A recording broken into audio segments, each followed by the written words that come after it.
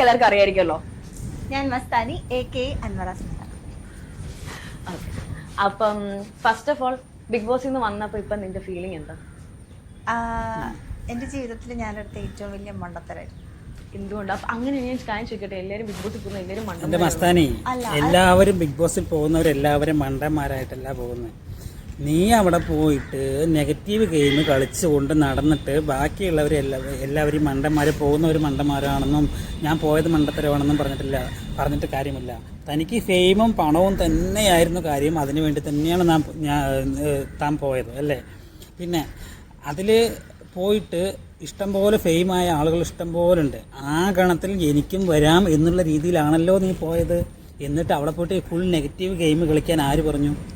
Negative game ഫുള്ളായി കളിച്ചിട്ട് big ബോസിനെയും മറ്റുള്ളവരെയും കുറ്റം പറഞ്ഞാൽ മതിയല്ലോ. നീ ഒരു കാര്യം മനസ്സിലാക്കണം, നിന്നെ എല്ലാവരും കൂടി ടാർഗറ്റ് ചെയ്യുകയാണ് അല്ലേ മസ്താനിയെ നീ എന്ന് വിളിക്കുന്നത് എന്തുകൊണ്ടെന്ന് വെച്ചാൽ, ബിഗ് ബോസിൽ നിന്ന് പറയുന്നതുകൊണ്ട് ഷാനവാസ് ഒരു മര്യാദയോടെ സംസാരിക്കുക, എടോ പോടോ വാടോ പോടോ എന്ന് വിളിച്ച് സംസാരിക്കുന്നത് നോക്കി സംസാരിക്കും, മര്യാദ കൊടുക്കുക എന്ന് പറയുമ്പോൾ വാടോ പോടോ എന്ന് വിളിക്കുന്നത് ഒരു തെറ്റാണെന്ന് എനിക്ക് തോന്നുന്നില്ല എന്ന് പറഞ്ഞു. അപ്പോൾ ഷാനവാസ് പറഞ്ഞു, എന്നാൽ പിന്നെ ഞാൻ വീട്ടിലുള്ളവരെ പോയി വിളിക്കുക എന്ന് പറഞ്ഞപ്പോൾ അപ്പോൾ വീണ്ടും ശരിയടാ എന്ന് പറയുന്നുണ്ട്. അപ്പോൾ അത്രയ്ക്ക് മര്യാദ കെട്ട് സംസാരിച്ചിട്ട് ജനങ്ങളുടെ മുന്നിൽ അട്ടർ വേസ്റ്റായിട്ട് ഓരോ ജനങ്ങളും പുറത്താവട്ടെ എന്ന് പ്രാർത്ഥിച്ചാണ്. ലക്ഷ്മിയെ പോലും അങ്ങനെ വിചാരിച്ചിട്ടില്ല. എന്താണ് കാരണം? ലക്ഷ്മിക്ക് ഇത്ര പുച്ഛഭാവമുള്ള ആറ്റിറ്റ്യൂഡ് ഉണ്ടായിരുന്നില്ല. അത്രയ്ക്ക് പുച്ഛമായിരുന്നു നിനക്ക് എല്ലാവരോടും, അത്രയ്ക്ക് പുച്ഛം. ലാലേട്ടൻ പോലും സംസാരിക്കുമ്പോൾ തനിക്ക് പുച്ഛമായിരുന്നു. എന്നിട്ട് ഇപ്പോൾ സ്വന്തം ചാനലിലിരുന്നിട്ട് എന്തെങ്കിലും പറഞ്ഞിട്ട് കാര്യമില്ല കേട്ടോ. അപ്പോൾ ഇതിപ്പോൾ മസ്താനി വേറെ ഏത് ചാനലിലും പോയിട്ടില്ല. കാരണം വേറെ ഏതെങ്കിലും ചാനലിൽ പോയാൽ അവർ കുറേ ചോദ്യങ്ങളും ചോദിക്കും. അതിന് ഉത്തരവ് ഇല്ലാത്തത് കൊണ്ടാണെന്ന് തോന്നുന്നു വേറെ ഏത് ചാനലില്ല, സ്വന്തം ചാനലിൽ തന്നെ പോയിരിക്കുന്നത്. അപ്പോൾ അതിന് മുൻപ് ആ ചാനലിലെ വീഡിയോ എൻ്റെ തൊട്ട് താഴെ ഇവർ മെസ്സേജ് പിൻ ചെയ്തിട്ടുണ്ട്. അത് ഞാൻ ആദ്യം വായിക്കാം, എന്നിട്ട് വരാം. ഹലോ, എനിക്കറിയാം ഇപ്പോൾ എല്ലാവർക്കും എന്നോട് ദേഷ്യവും വെറുപ്പുമാണെന്ന്. എനിക്ക് പറയാനുള്ളത് ഒന്നും നിങ്ങൾക്ക് കേൾക്കാനും താല്പര്യമില്ല എന്നും. പക്ഷേ എനിക്ക് എൻ്റെ സൈഡ് പറയണം. ഇത്ര ദിവസം എല്ലാ ട്രോൾസും പേഴ്സണൽ അലിഗേഷൻസും ഞാൻ കണ്ടു. സൈബർ ബുള്ളിങ് എല്ലാം ഞാൻ സഹിച്ചു. പക്ഷേ ഇനിയെങ്കിലും ഞാൻ സംസാരിച്ചില്ലെങ്കിൽ ശരിയാവില്ലെന്ന് തോന്നി. നിങ്ങളൊക്കെ പറയുന്ന പോലെ എൻ്റെ ഗെയിം നെഗറ്റീവായിരുന്നു. അതുകൊണ്ടാണ് നിങ്ങൾക്ക് എന്നെ എവിക്റ്റ് ആക്കിയതും. അത് ഞാൻ അക്സെപ്റ്റ് ചെയ്യുന്നു. അക്സെപ്റ്റ് ചെയ്തേ പറ്റൂ. അല്ലെങ്കിലും എൻ്റെ തെറ്റുകൾ എനിക്ക് മനസ്സിലായി. മനുഷ്യനല്ലേ, തെറ്റ് പറ്റൂല്ലേ? എനിക്ക് തെറ്റ് പറ്റി, ഞാൻ അംഗീകരിക്കുന്നു. ഇതിനപ്പുറം എനിക്ക് ഒന്നിനോടും പ്രതികരിക്കാനില്ല. നിങ്ങൾ എന്നോട് ക്ഷമിക്കാതെ ഇരിക്കാം, അത് നിങ്ങളുടെ ഇഷ്ടം. എന്നെ വലിച്ചു കീറിയ പോലെ ഈ ഇൻ്റർവ്യൂ നിങ്ങൾക്ക് വലിച്ചു കീറുമായിരിക്കും. പക്ഷേ ഈ ഇൻ്റർവ്യൂക്ക് അപ്പുറം എനിക്കൊന്നും പറയാനില്ല. എന്നെ കൊണ്ട് താങ്ങാൻ പറ്റുന്നത്ര സൈബർ ബുള്ളിങ് ഞാൻ താങ്ങും. നിങ്ങളുടെയൊക്കെ ദേഷ്യത്തെ തീരുന്നത് വരെ എന്ത് വേണേലും ആയിക്കോളാം. മസ്തി ഇല്ലാത്ത മസ്താനി സൈനിങ് ഓഫ്. ഇത് പറഞ്ഞിട്ട് ആണ് മസ്താനി തുടങ്ങിയിരിക്കുന്നത്.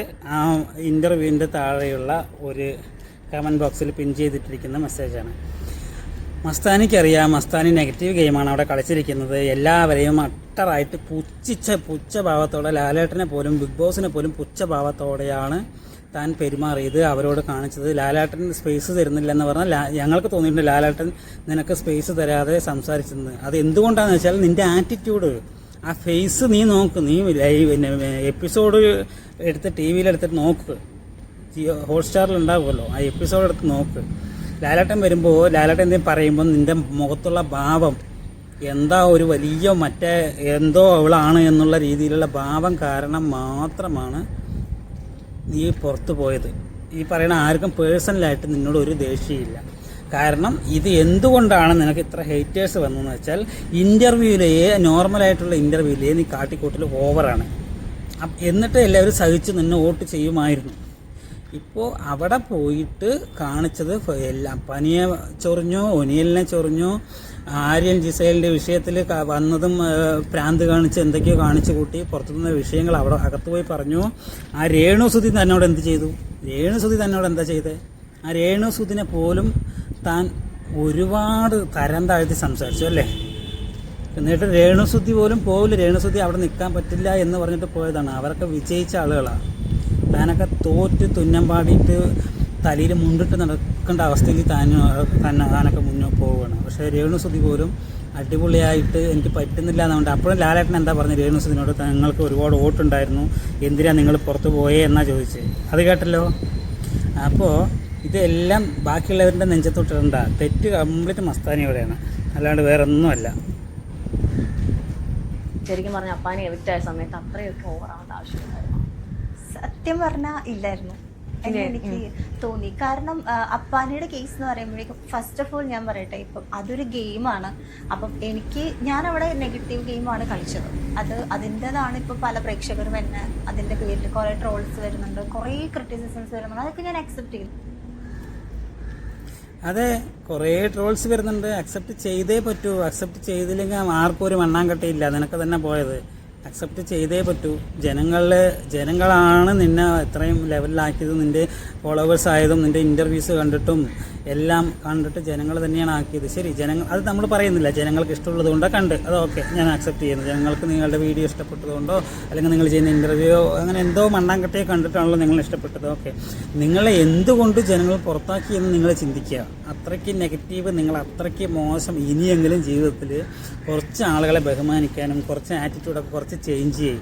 അവരുടെ അഹങ്കാരത്തോടെ സംസാരിച്ചിട്ട് അഹങ്കാരത്തിന് കയ്യും കാലും വെച്ച പോലെ സംസാരിച്ചിട്ടിരിക്കുകയല്ല വേണ്ടത്.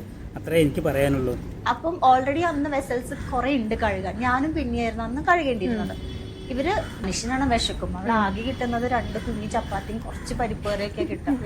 അപ്പോൾ ഫുഡ് വന്ന് കഴിച്ചിട്ട് ഞാൻ കിടന്നുറങ്ങാൻ പോയപ്പോഴേക്കും നാളെ തിരുവോണമാണ്, നമുക്ക് രാവിലെ എണീക്കണം എന്ന് ഓൾറെഡി അവിടെ നോട്ടീസ് വന്നിട്ടുണ്ടായിരുന്നു, ഞങ്ങൾക്ക് ലെറ്റർ വരും. അപ്പം രാവിലെ എണീക്കുമ്പോൾ എന്തായാലും കഴുകാനുള്ളൊരു പ്ലാനിലായിരുന്നു ഞാനും കിടന്നത്. ബിന്നി എന്നോട് ചോദിച്ചില്ല, ഞാൻ ബിന്നിനോട് പറഞ്ഞില്ല. അതൊരു പക്ഷെ എൻ്റെ മിസ്റ്റേക്ക് ആയിരിക്കാം. അത് വലിയൊരു ഇഷ്യൂ ആയിട്ട് അപ്പാനി അക്ബർ എല്ലാവരും കൂടി വന്നിട്ട് ഗുണ്ടകളെ പോലെ ലിറ്ററലി ആ ഗ്ലാസ് ഡോറൊക്കെ പൊളിച്ച് വന്നിട്ട് കഴുകണം, എന്താ കഴുകാത്തേ. അപ്പൊ ഞാൻ പറയാൻ പോയായിരുന്നു, ഞാൻ രാവിലെ കഴുകിയാലും മതിയല്ലോ. അപ്പോഴേ കരുവറി കഴുകിയിട്ട് ഉറങ്ങിയാൽ മതി, അല്ലെങ്കിൽ നിന്നെ ഞങ്ങൾ ഉറക്കില്ല. അങ്ങനെയൊക്കെ പറയുമ്പോ ഏത് മനുഷ്യനാണെങ്കിലും ട്രിഗറാവും. ഒരു ഭീഷണിയുടെ അതായത് അന്നത്തെ ഇഷ്യൂ ആണ്, അപ്പാനിയായിട്ടുള്ള ഇഷ്യൂവിൻ്റെ തുടക്കമാണ് ഇവർ പറയുന്നത്. വെസൽ ടീമിൽ 2 പേരാണ് ഇവർ പാത്രങ്ങൾ പിന്നെയും ഇടുവാണ് പാത്രം കഴുകേണ്ടത്. ഫുഡ് ഉണ്ടാക്കാൻ ലേറ്റായതുകൊണ്ട് പിന്നെ ഫുഡ് കഴിച്ചിട്ട് സമയമായി, അതുകൊണ്ട് കാലത്ത് കഴുകാമെന്ന് വിചാരിച്ചു എന്നാണ് പറഞ്ഞത്. അപ്പോൾ കാലത്ത് ഓണാഘോഷ ടൈമായിരുന്നു, ഓണാഘോഷത്തിന് രാവിലെ എല്ലാവരും എണീക്കണം, അതുകൊണ്ട് ഇപ്പോൾ പാത്രങ്ങൾ കഴുകണമെന്ന് പറഞ്ഞു. അപ്പോൾ ഇവള് ഫസ്റ്റേ പറയുന്നുണ്ട് ലേറ്റായി എന്ന് പറയുന്നുണ്ട്. ഫുഡ് ഉണ്ടാക്കാൻ ആദ്യം ഒരു ഡിഷ് ഉണ്ടാക്കി, അത് കംപ്ലൈൻ്റ് ആയി, അടുത്ത പ്രാവശ്യം വീണ്ടും ഡിഷ് ഉണ്ടാക്കി, എന്നിട്ടാണ് എല്ലാവരും കഴിച്ചത്. അതുകൊണ്ട് ലേറ്റായി, മനുഷ്യനായ വിശക്കില്ലേ, അതുകൊണ്ട് വിശന്നപ്പോൾ കഴിച്ചിട്ട് കിടന്നു എന്ന് പറയുന്നുണ്ട്. അപ്പോൾ ഇവള് തന്നെ പറയുന്നുണ്ട്, ഞാൻ പറയാൻ വിട്ടുപോയി എന്ന്. ബിന്നിയോട് പറയാമായിരുന്നു നാളെ കഴുകാമെന്ന്, അതും പറഞ്ഞില്ല. ഇനി ഇവർ ചോദിക്കാൻ വരുമ്പോഴെങ്കിലും മര്യാദയ്ക്ക് സംസാരിക്കാമായിരുന്നു. എങ്ങനെ, ഞാൻ നാളെ കഴുകാം, ഇന്ന് ടയേർഡാണ്, നാളെ രാവിലെ നേരത്തെ എണിച്ച് കഴുകാം, കഴുകിയില്ലെങ്കിൽ എന്താണെന്ന് പറയാമായിരുന്നു. ഇവൾ തന്നെ പറയേണ്ടത് ഞാൻ പറയണം എന്ന് വിചാരിച്ചു, പറഞ്ഞില്ല എന്ന് പറയുന്നുണ്ട്. അതിനർത്ഥം എന്താ, ഇവൾക്ക് പറയാൻ വയ്യ. കാരണം ഇവൾ പറഞ്ഞാൽ ഇവൾ ചെറുതാവുകയല്ലേ, അയ്യോ ഞാനെന്തിനാ ഇവരുടെ താഴേക്ക് പോകുന്നത് എന്നുള്ള മനോഭാവം കൊണ്ട് ഇവൾ പറയാതിരുന്നു. അപ്പോൾ അവർ ബാക്കിയുള്ളവർ പ്രശ്നമുണ്ടാക്കി. കാരണം നിങ്ങൾ 6 സീസൺ കണ്ടതല്ലേ, 6 സീസണിന് വൈൽഡ് കാർഡ് എൻട്രി അകത്തോട്ട് പോയാൽ ബാക്കിയുള്ളവർ ഒന്നിക്കുന്നത് നിങ്ങൾ കണ്ടിട്ടാണ് നിങ്ങൾ ഇവിടുന്ന് പോയിരിക്കുന്നത്. 6 സീസണിലും അതാണ് സംഭവിച്ചിരിക്കുന്നത്. പിന്നെ അതിന് ഉള്ളിലുള്ള കാര്യങ്ങളെല്ലാം നിങ്ങൾ കണ്ടിട്ടാണ് നിങ്ങൾ കയറിപ്പോയിരിക്കുന്നത്.